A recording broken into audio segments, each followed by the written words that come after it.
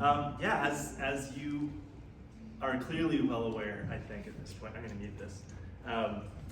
We're talking about hand lettering today. So I have the subtitle that it's on the art, utility, and joy of hand-drawn words, just to really prove that we're not doing like a super crash course in how to go from like beginner to master in 1 hour. I have not promised that to you, and that's not what you're going to get. So, all that being said, we're going to start with a little intro to myself. My history really started when I could first draw letters, or really when I was learning penmanship at like 6 years old. It was to me like the greatest gift that I could spend time at school drawing. When we did penmanship or writing classes, my first grade teacher told my mom, like, you've got a real print on your hands. And I remember kind of being like, joke's on you guys, I get to draw all day. So ever since I was little, between those classes and then growing up with calligraphy books and fonts, I think I've just always been fascinated by letters. I got a degree in not art. I have a chemical engineering bachelor's and master's, which just tells you I'm a massive nerd, which has translated really well into the graphic design industry. So since 2014, you can see those dates match up. As soon as I graduated, I said, that's enough of that. Went into graphic design. That's a story for another time. It's a really fun one, just kind of like brute force my way into it with the help from my friends. Also that year, actually this month, 10 years ago, I started an Instagram account called Hand-Drawn Words. And that has changed my life in so many ways in helping to like catapult me into all the things that I've done and learned since, which we're gonna talk a little bit about as we go. So now I do some workshops online and around town. You may have seen some of my work around town as well. I have a mural up at Smith Alley. I did the chalk lettering over at Luminous and the chalkboard at Bison Union, and I think a few logos around town. But enough about me. Let's talk about what we're going to talk about today. I got 5 sections for today's talk. First will be definitions and adjacent terminology. Second will be a very brief, non-exhaustive history. I did not get an art history degree. Number 3, modern lettering applications, just talking about where it actually shows up all around us and we might take it for granted for inspirational purposes. And then 4, a little bit about getting started with lettering, some tips, things to study, and the tools of the trade that I use. And then lastly, I'll plug in this iPad and do some cool magic tricks on there with a little bit of a demo.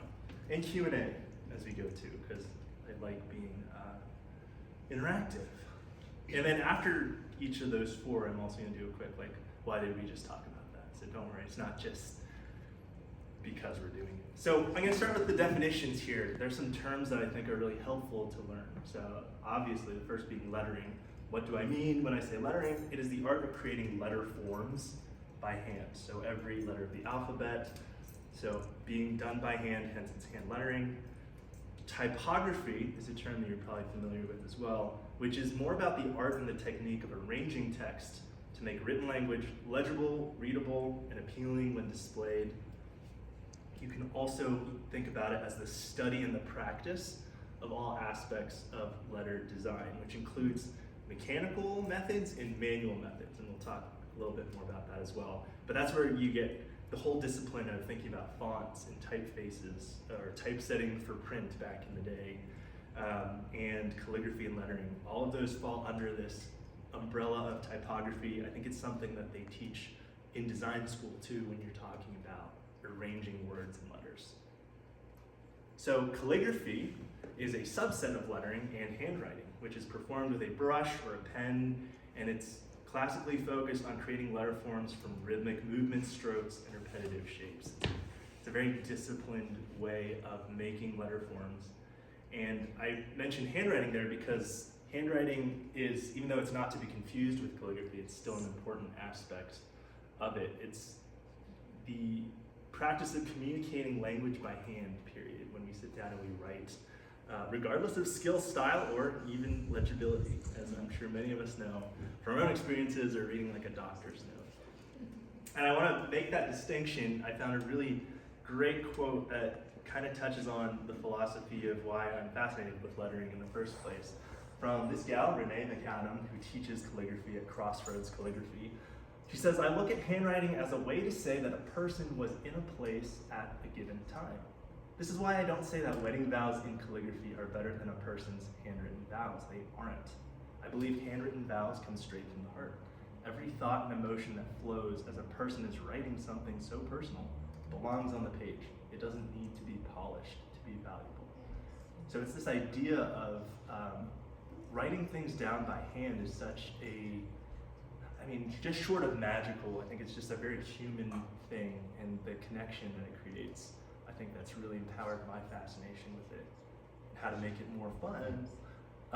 Getting into the mechanical terms, a typeface. This is a particular style or group of styles of letter forms, which we commonly know as fonts. But technically, a font would refer to an individual file that is associated with each subset of a typeface. So Times New Roman is the typeface. Times New Roman bold is technically a different font than Times New Roman italic. However, if you try to talk about that at a cocktail party, you just don't be that person. It's a nice technical distinction, but there's very little actually you're talking about, it's colloquially used to refer to a general typeface. So here are just some of the ways to look at the different things, right? We've got handwriting on the far left. Calligraphy, you can see there's more of a structure and a disciplined practice to make them look more rigorous. I love that quote. Some people do yoga, but I do calligraphy, which goes to something I was talking with Deborah about, that calligraphy is in many ways a very meditative exercise, and a lot of modern calligraphers, a lot of modern calligraphy teachers, and probably through the past as well, but in my experience, they tie the practice of calligraphy to meditative practice, because it is so much about the physical work of your breath, and when you're bringing a very precise stroke down, when you move them up, how do you make sure they look the same, etc.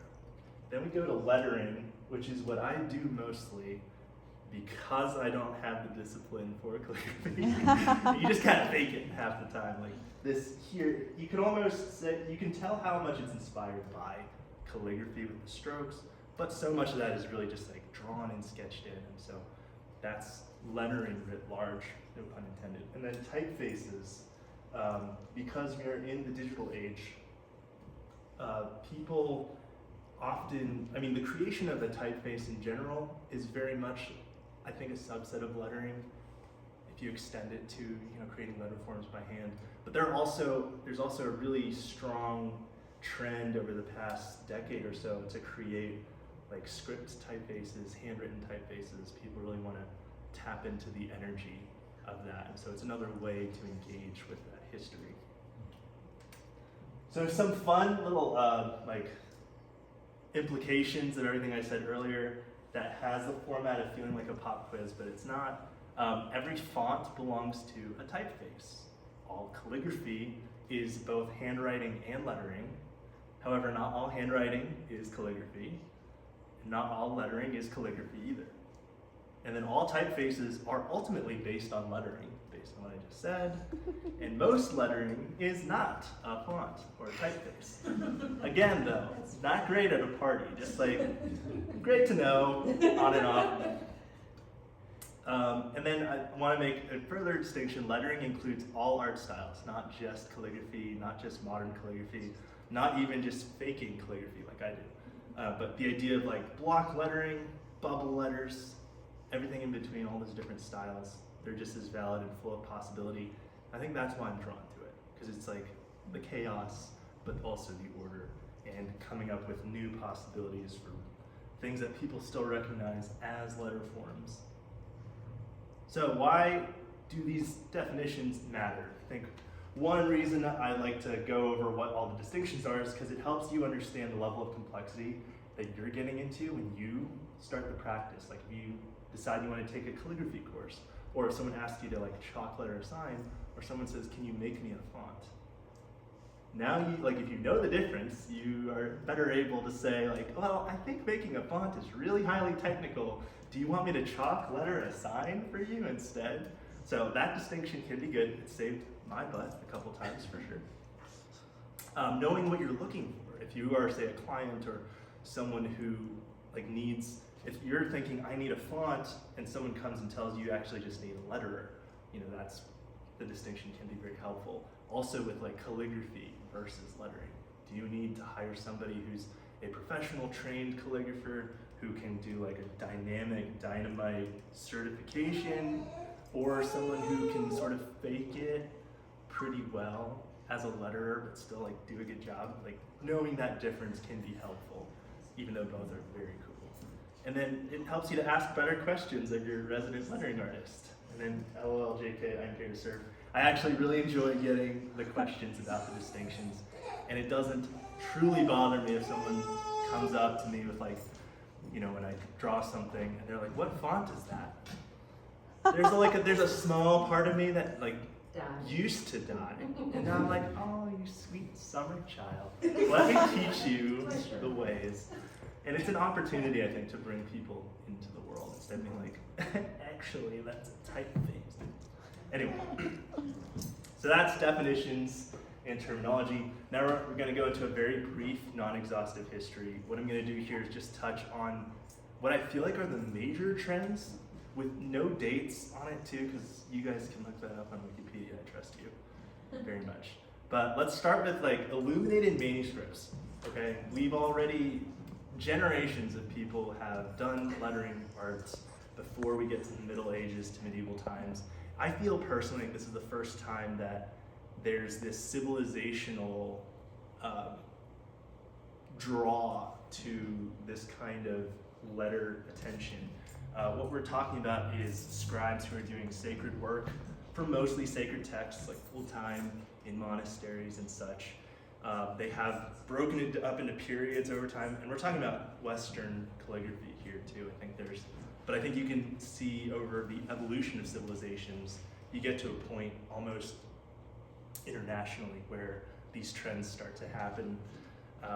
And there's just such this attention to detail, I think because it was such a worshipful action for them.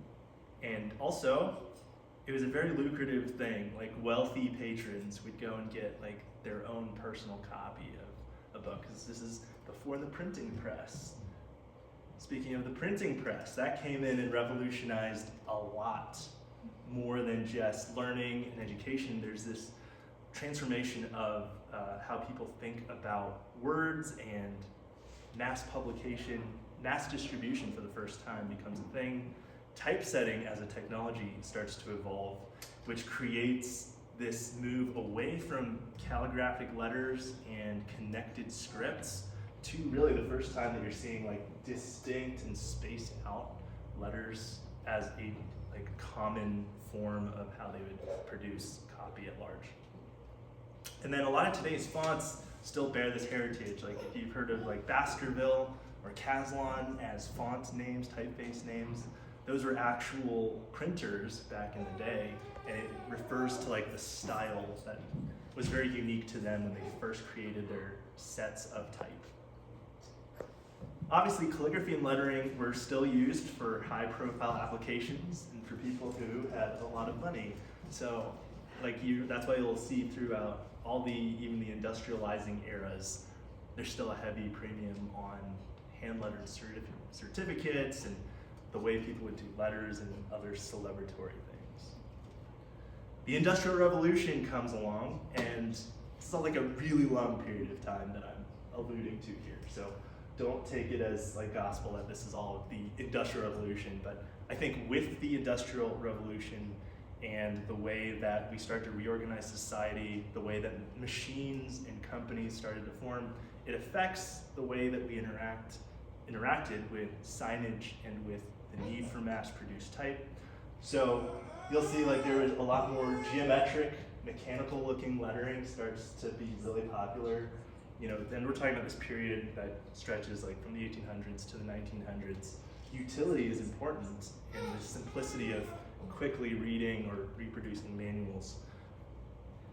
at the same time that we're going toward this simplistic, bold type, we're also seeing commercial lettering start to get like insane because advertising starts to be a thing. And like my snake oil needs to be more attractive than your snake oil, so I'm going to make 700 different styles show up and add a bunch of little like details to make you like, they're the real deal, I'm gonna buy them now.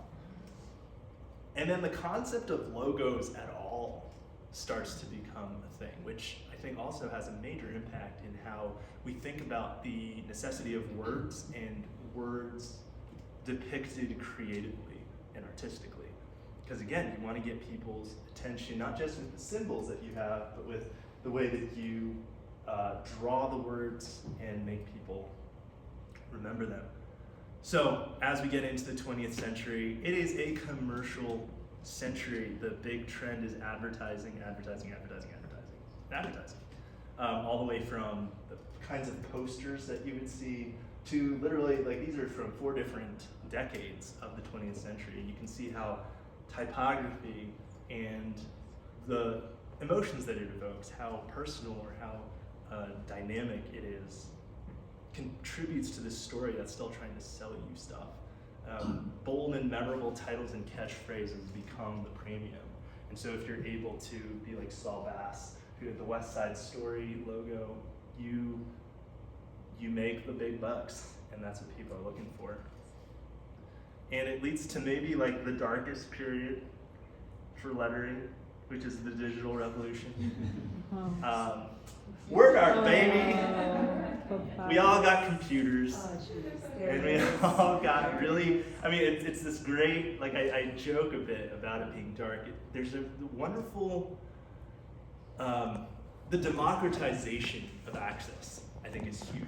And people realizing like the expression through art, through artistic lettering can be important. You can't account for people's taste. That's something you gotta like train or like hope that they can. But I think the idea that it was putting that power into people's hands and homes for the first time, even more so than like a printing press ever did, it stimulated a lot of designers' imaginations. I think still continues to. So I think the pros outweigh the cons there. Fonts really became a thing. The idea of digital files that replicate typefaces that used to be physical, now it's digital, and obviously we've all interacted with like thousands, if not millions, of fonts in our everyday lives ever since. Clean, scalable shapes became possible too, with the rise of vector software and digital typefaces for all. Yeah, it's just papyrus, the peak of it all. Sorry, what's scalable? Scalable means the idea of like something that could be drawn very small but then blown up at large scale. So the idea of vector shapes and vector lettering, I'll explain what that is in a second, but like typefaces are by nature vector files. So to explain what vectors are really briefly, it's rather than taking the strict pixel data, like if you were to open Microsoft Paint, right, and draw something there, you've got that, but then anytime you try to stretch that out, it has to compensate for reimagining that, and it adds a lot of artifacts and visual things.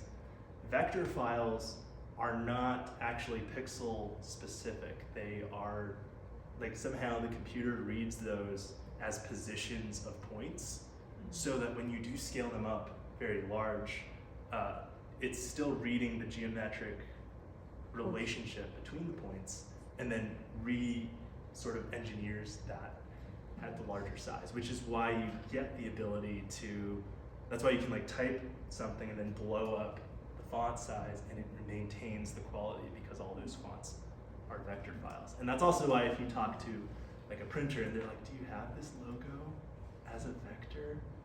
That's what they're looking for, because otherwise if you're giving them like a raster file that's like 100 pixels and you're like, I want this on the side of my building, they're stuck trying to have to like blow that thing up, and then all the pixels become like super evident and it's nowhere near as clean as if it was a vector. Does that make sense? Yeah. All right, sweet. Is that actually Nike's letters? I think it is. It's terrible. Yeah, it was the 90s. Because you can't see. Yeah, it's also, I purposely picked some of the worst graphics for this slide just because, like, I'm so torn The about fact that you didn't do Comic Sans makes me sad. I had to pick between the two. Comic Sans. So why do I feel like it matters? I think it helps us to appreciate like typography and the aspects of it as an actual art form over time. Because it's so, like I said, like we just talked about, there's so much utility to it. There's such a marketing focus with logos and such that it's easy to forget that all of these are also like richly rooted in art and still maintain a lot of the spirit of being art. I think it also helps you understand how to evoke specific time periods and how to play with that. Understanding where the vocabulary for visual letter forms comes from. Like if we start to dive into all the aspects of letters, talking about styles of script or sans serif, we talk about typefaces, we talk about vector versus raster. All of these have historical resonance. And it helps you to like know what the parameters are, I think, to play in when you're coming up with stuff on your own. Which is this last point. I think understanding some of that history helps you to explore the creative opportunities and possibilities when you're sitting down to do a project that involves lettering art.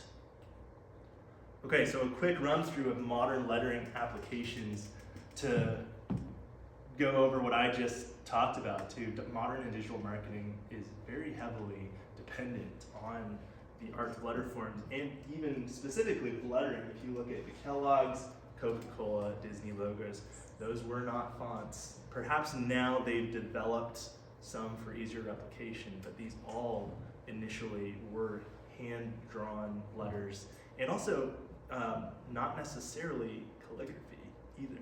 There's something about them that's distinctly lettered. Social media posts, and then, like I said, typeface and font design, the typefaces that any brand uses to communicate themselves. Again, it's rooted in some typeface designer who understood what they were trying to evoke, and then a good brand picks up on those implications and brings that into the brand to make it feel more like, just sort of evoke all the things that they want you to feel. Event personalization, literally just wedding stuff. Like, weddings are the wedding industrial complex, as Beck, I'm sure you're familiar. There's just, I think part of it though is like there's such an emphasis on calligraphy and lettering for weddings because it's such a human thing. It's such a ceremonial, such a ritual, celebratory experience. And like we mentioned before with like the scribes and with the rise of the printing press, whenever people wanted to go for that human touch and make people feel like, hey, I want you to come to my wedding. Let me like give that personal feeling to it. They turned to lettering for that. They turned to calligraphy. So, but yeah, I think weddings keep calligraphers and typographers very, very employed. So we're very, very grateful for that. Pinterest. Yes, it's a great scheme. But also like I say event personalization because this is also just true. Like galas and any other events where you want that personal touch. There's a lot of lettering that could be involved and often gives it that extra elegance. Merchandise, showing off some of my own stuff here, things like apparel, album art, posters, and stickers. There is a bit of that marketing to it because it's like, hey, our stuff is so cool and we know how to evoke what makes you think of our thing. Like my music is associated with this poster will make you think of this. So it's marketing adjacent, but it's more fun. It's not logos. I'm not bitter. Okay, storytelling enhancements. I think that's where like murals can come in. Oh yeah, I forgot to mention. How did I forget to mention that earlier? Bought beautifully, yeah. Until I was saving it for this slide. Yeah. If you go to Bought Beautifully, I've got my lettering up on the board. It's a boutique downtown. Children's books. This is one by my I don't know if she's technically a friend. She's an internet friend, internet hero, kind of Jessica Hish. She's an artist who really put lettering on the map. I think she's like a Gen X gal. She's very cool. And she's written some children's books that really are based around lettering. But there's that whimsical nature to it that lends it very well to that. Lyric videos, I don't have an instance of that here, but if you ever watched a lyric video, it's using type in animation to come alongside the experience of a song.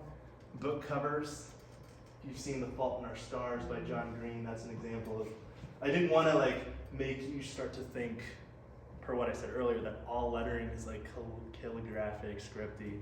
I think even the fact that it looks somewhat spontaneous and handwritten, that can convey a lot for a book cover as well. And then that's when I got to work on at the bottom here, the Storyteller's Handbook, that I'm really stoked about. And then movie and game logos, I've got a bunch of those up there. Yes, the Pokemon logo, that's hand lettering, guys.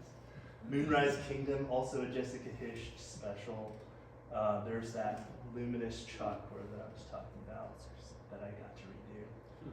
And so I just think it's so helpful to like think about the beloved logos that are in our entertainment experience and realize that there's lettering motivated behind that. So why it matters, nostalgia for the analog is very on trend, being in the digital age, which you can use like in any number of ways. Just being aware though that nostalgia is such a hit point. I think there's, as mentioned earlier, resonant, energetic, and personal human expression really comes out in the practice of lettered things. And then it's a skill that has a wide range of commercial value, which I was so happy to learn because I didn't really realize it at the time. And then I'm like, oh dang, yeah, this is great. Lots of people want this, whether it's for the wedding, for the logo, or for the merch. And also it creates that sense of not just using another font, which I think works for everyone who engages with it at any level. If you're looking for something that has that standout quality, considering a hand letterer or a calligrapher, this is not me pitching for myself, by the way, but if it works on you, then I'll take it. But it helps you stand out for branding and marketing purposes. Okay, so that gets us to what it takes, or some thoughts about getting started with lettering. My guiding philosophy is draw on anything you can with anything you can as often as you can, which really is, as with most of these things, connected very much just to, I think, getting better at art things in general. Like learning to not be so obsessed with getting the right tool right away, even though those make a huge difference as you get into the professional spheres. But are you motivated by this desire to pretty much improvise and figure out how to make that creative expression come about? So I think if you tap into that, you're gonna go far. Some of the tools I figured I would go into. So one of my favorite things is just sketching letters. Like that's a big part of the practice. I highly recommend dot grid lay flat notebooks. The dot grid allows you to have some of the freedom of not having like strict lines, but you can still use them as guides if you want to, as you can kind of see in that picture there.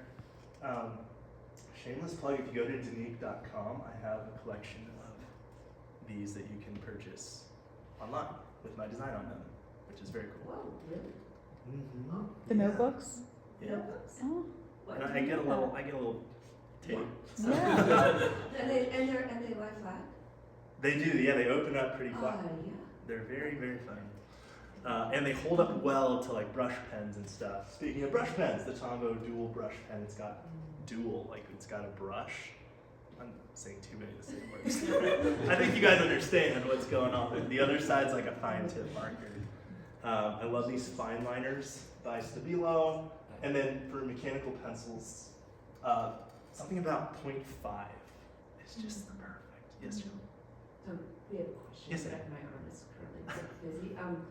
So can I get to Denick from your website, from the Dan Ron Morris, or do I have to go to Denick.com? You have to go to Denick.com. Okay. I should create more You of a should have a pathway, link. but Yeah, Linktree. you know how it Yeah, is. what the hell? When you work I in know. marketing, you're the last one who gets any of the skills applied to yourself. Okay, so I'll think of Denick, but it's instead. Oh, there you go. Yeah. Okay, I'll send you the link special. thanks. One of my favorite types of erasers are these ones that work like pens and they're very small. And those became my bread and butter when I was commuting to work in Philadelphia and I didn't have an iPad to draw on yet. And I would like sit there and literally like draw and erase and generate like a metric ton of eraser crumbs. But it was so easy and it was so fun to just do it like with a little tiny.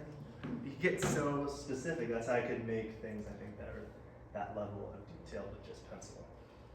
So highly recommend those. Mural lettering, because I think that's something a lot of people end up getting into, and it has its own set of parameters based on what the mural is. A lot of the easier ones and the ones that I really enjoy are the chalk ones, because there's a sense of impermanence that's very forgiving and fun. When it comes to things that are more paint based, you want to think about acrylics or house paints, things that are very opaque and very bright.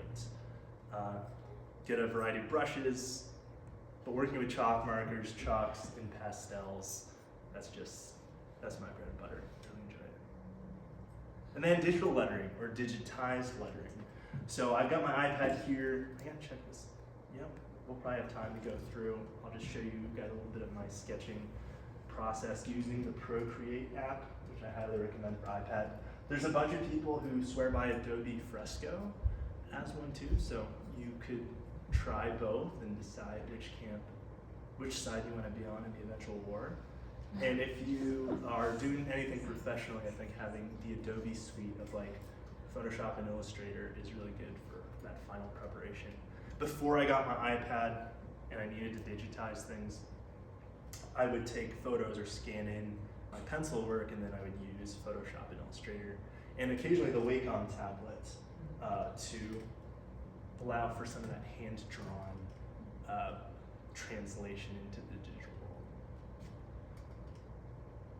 So some thoughts on what to practice with lettering.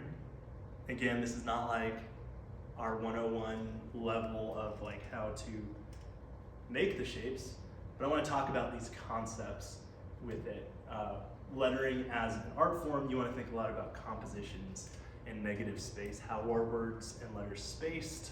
How can you make it fun? Creative layouts make for eye-catching work. This is one of my favorites. I think I was really some of my best stuff comes when I was like in a grumpy mood about the corporate world. So inside you are two wolves who both know this meeting should have been an email. Very proud of that one. Thumbnailing and rapid iteration, similar to other arts, right? Like doing that quick sketch, but especially with lettering, I think finding out where the words are going to balance best. What are the ones with the most impact? How do you rapidly go through a bunch of them? Obviously, I'm not showing you a bunch, but here's how, like, anytime I'm going for something on the right, it starts with something on the left, just to figure out how it works. And it allows for complexity because you're able to envision how the things are going to play together. And it's like cracking a code when it works, and it's very satisfying. And finally, style mixing and exploration. So pairing up styles that may not be obvious. I think that really gives it that impact. It reminds people that it's not just a font, and it feels like, I don't know, I think to people it really communicates, oh, this is art. So, I mean, it is all art, but this is a great way to get people on your side faster. And flex a little bit. Look at what I can do. So some resources. When we're talking about like modern calligraphy, specifically, my friend Becca has like a community that she runs online, lots of free tutorials on YouTube, and she convenes like a, what is it, they call it like an artist workshop week, a free thing every year that you can, they just get like 50 creatives who all have like an hour slot. There's a live chat, and it's a really quick little project that people can do, ranging from lettering to calligraphy to, I think, like people who like etched on glass or stained glass and other things. Like, it's a wide variety. You don't have to do all of them. You'll probably run out of money, but you can pick and choose, and like the vault, it's just very inspiring and fun.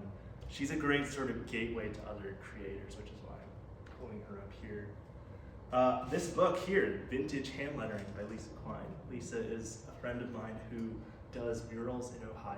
And this year, she's got to do like the first pitch at a couple of the games, which is super, super cool.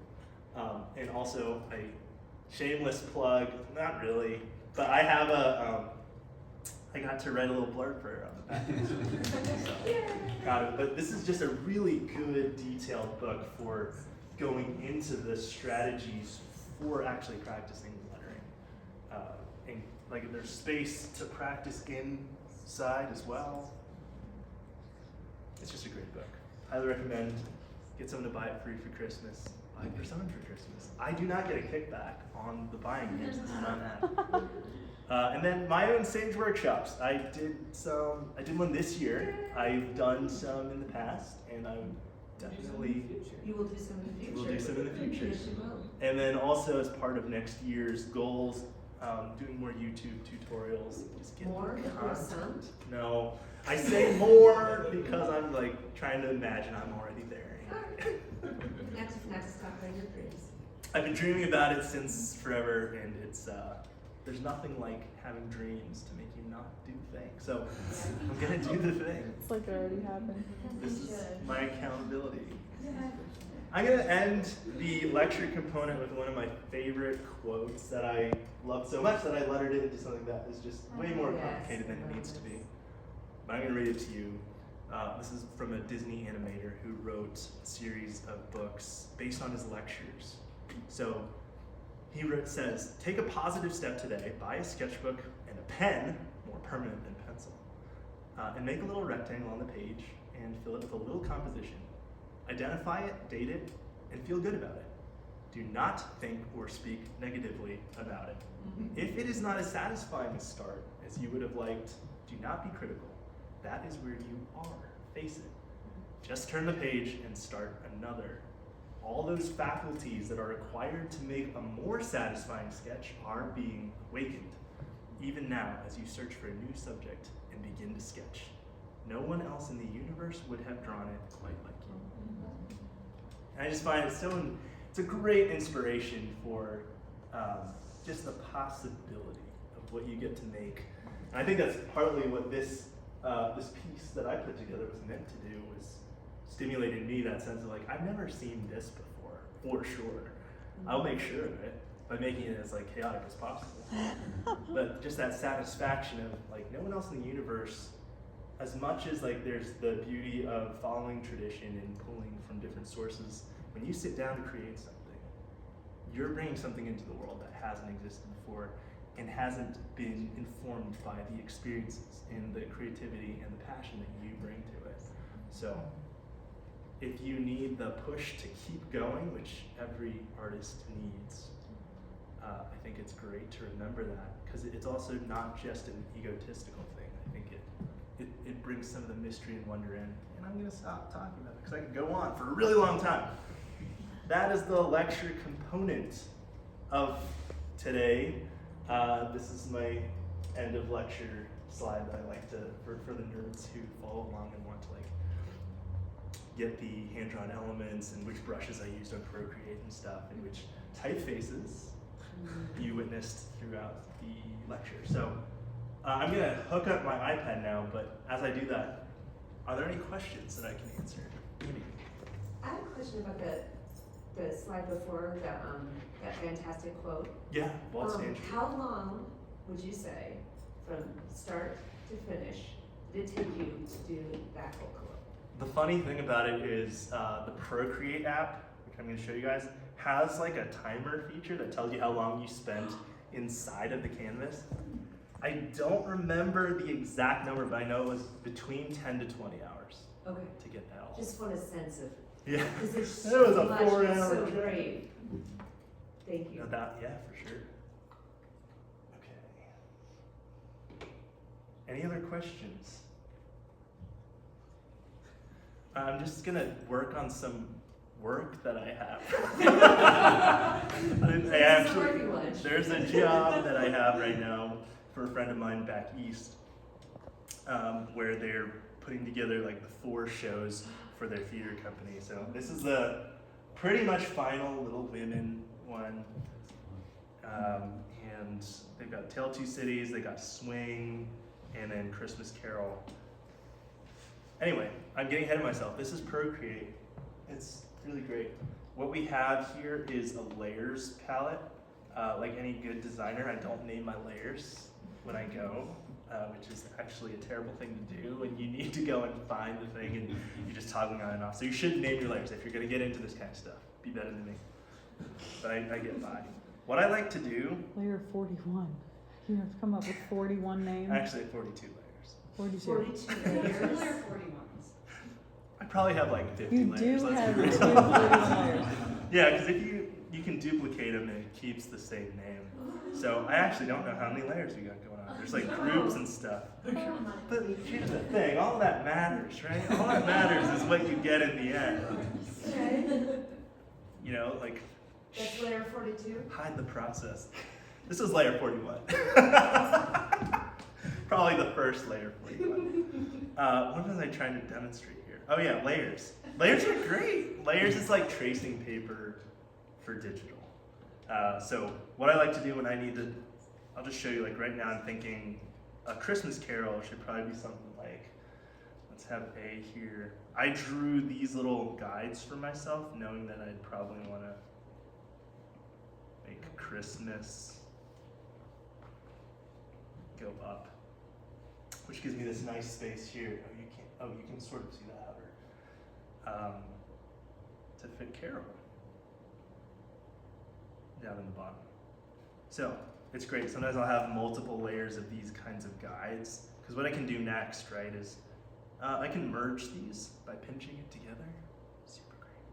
And then with like a bunch of other gestures, that's one of the main reasons I love using the iPad for lettering, is you've got all these little shortcuts with hand gestures that are meant to be pretty instinctive and make the workflow go way faster, especially than sitting in a train drawing with your pencil and generating eraser crumbs all day.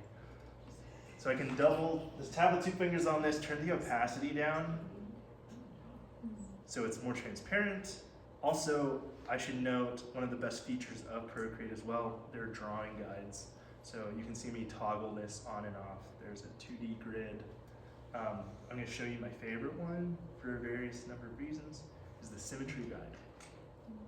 You can, when you have this activated, anything that you draw on the one side is automatically mirrored, which is such a time saver for some like incredible stuff.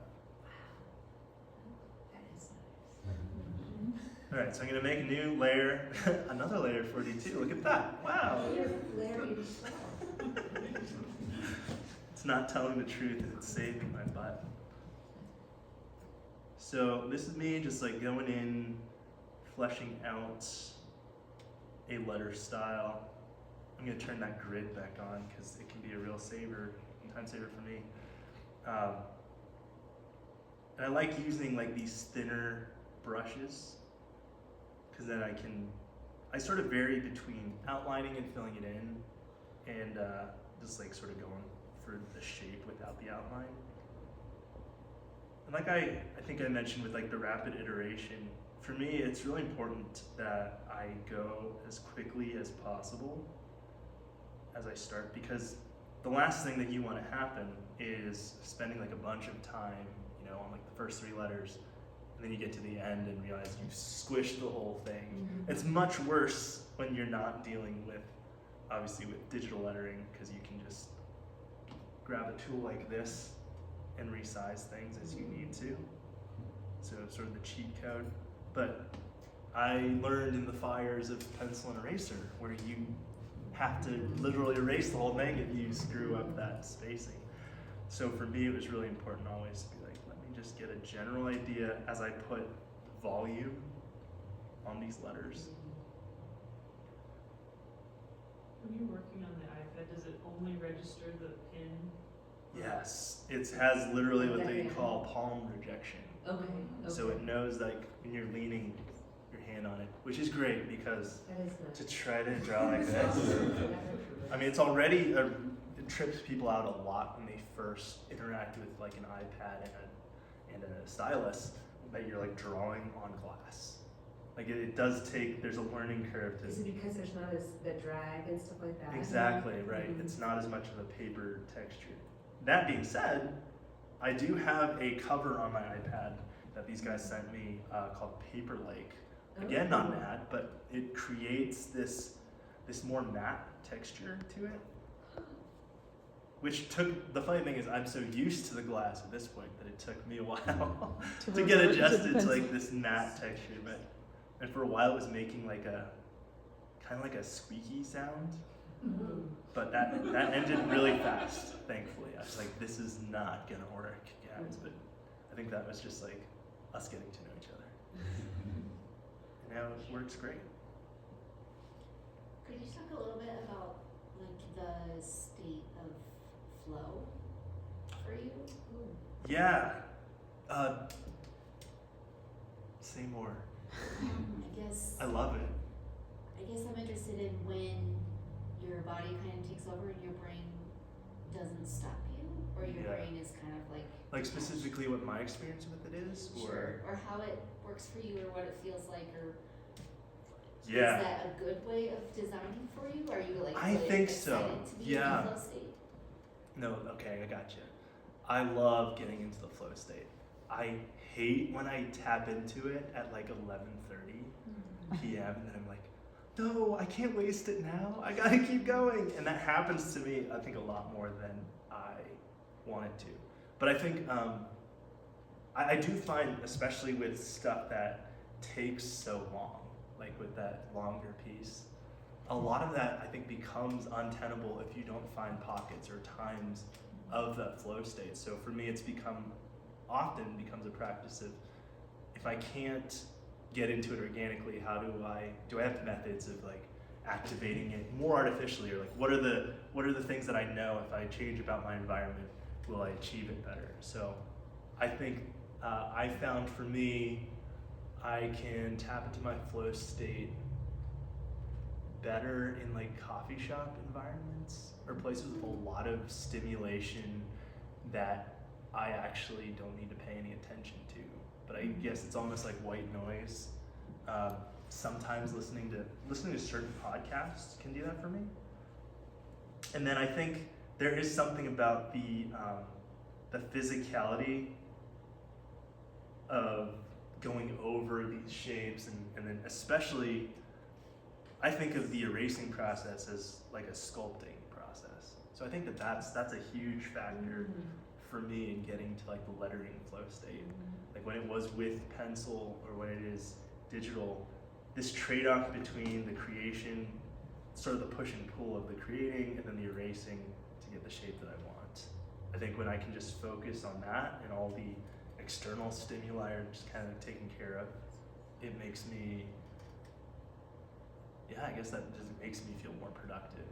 And I think that's where I get to some of my creative breakthroughs for like what the composition needs.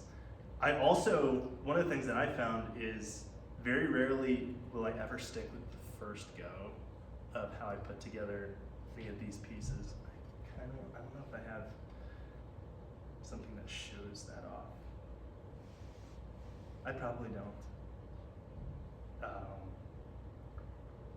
But yeah, like I almost challenge it's not even a challenge at this point.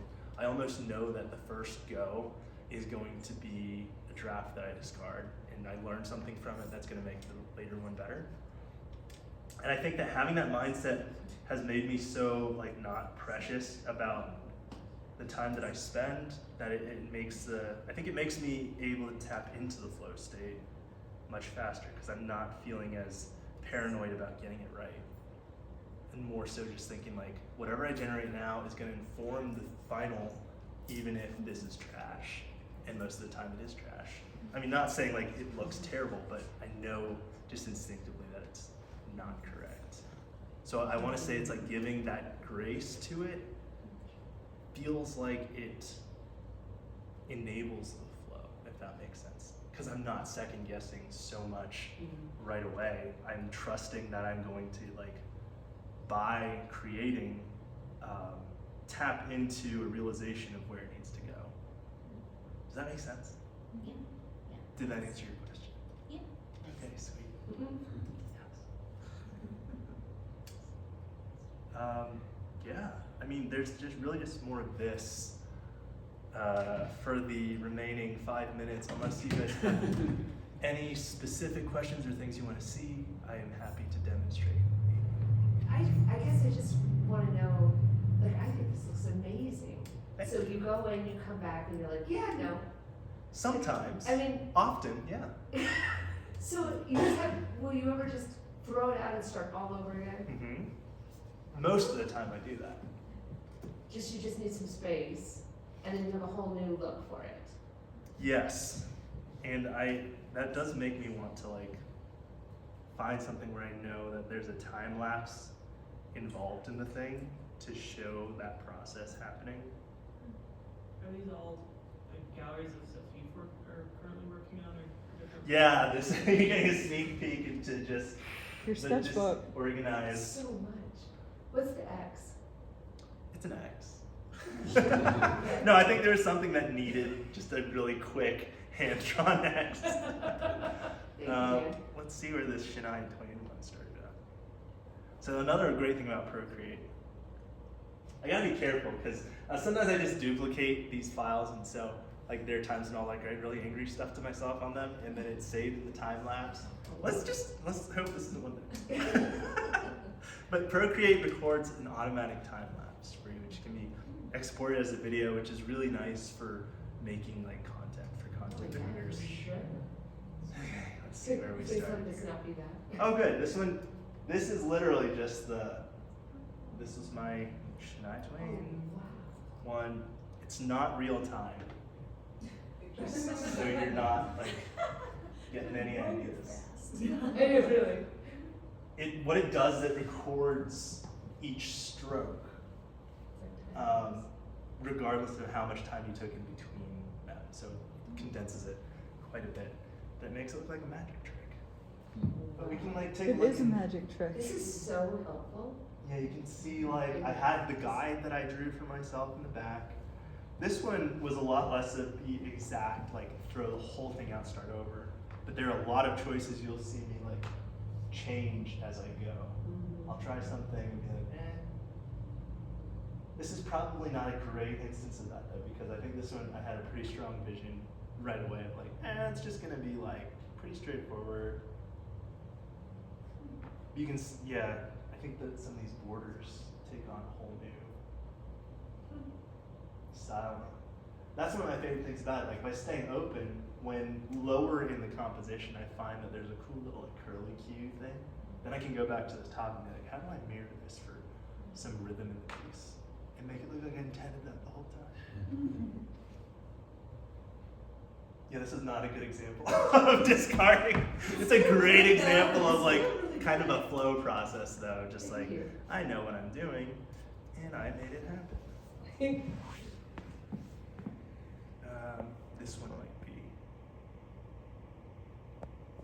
Yes, here we go. Oh, that's So this one, this one actually had some. I think it had some iterations. Now I think after that first bit, I pretty much decided it was gonna look like this, and then this one's just a lot of like. I guess I took a detour. Yeah. I forgot about this. And then he liked it. Oh yeah, okay. So this is me trying to be like, maybe I do want to make it like just more bold in your face and less ornamental. But as you can see, I went back in time.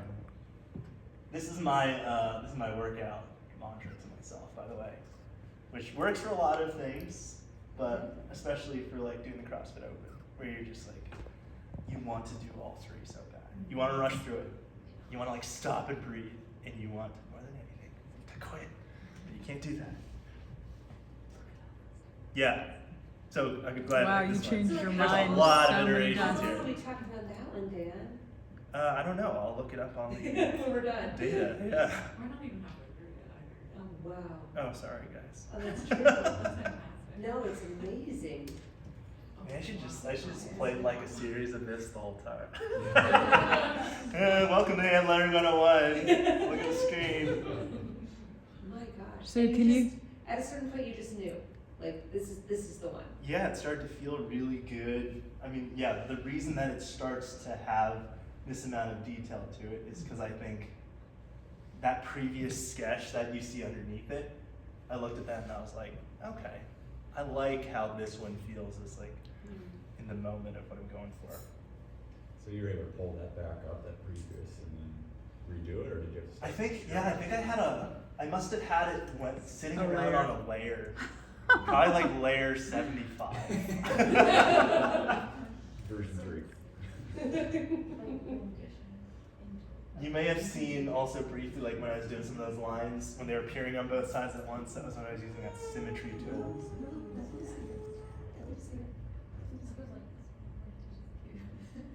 So yeah, we're sort of at the polishing stage, obviously now, where it's like, let's just tweak all the little shapes and letters. Let's do that sculpting with the eraser. Let's connect some of these. Do I like the connection? I don't remember if I kept it or not. I think I did.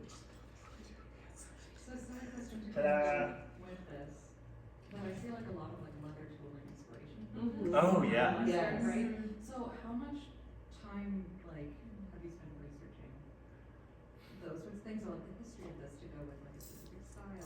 Yeah. Got like have reference books? I don't know. Like, I don't know what time I would put on it. I know that for certain projects, I'll pull up references if I really want to tap into that. But I also think that like, I feel like I've practiced.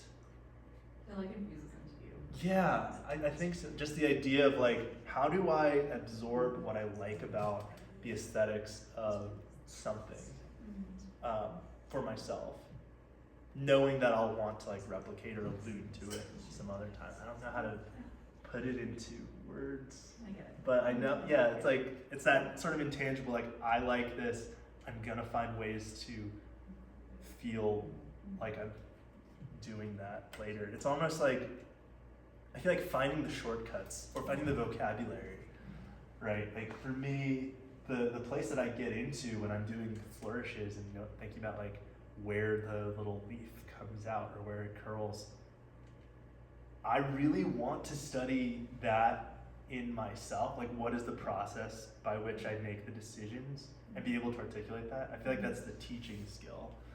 But the instinctive skill is certainly of like, oh, I'm pretty sure if I do this here, then I need to do that there. And then it's gonna feel like this, and then it's gonna look like that, which is a terrible explanation. But like, I think that's just how it works, like in the process, when you're like in the flow of it. All right, let's see how long this actually took me. Where is that info?